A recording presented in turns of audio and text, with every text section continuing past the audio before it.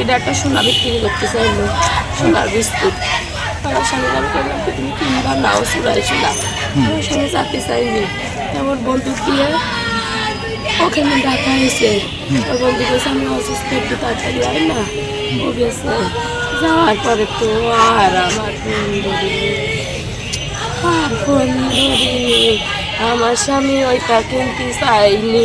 আমার স্বামী কইস চুরাই মাল আমি কিনবো না।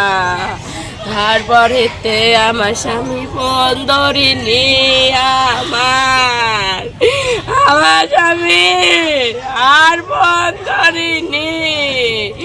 আমার সন্তানকে কি হবে?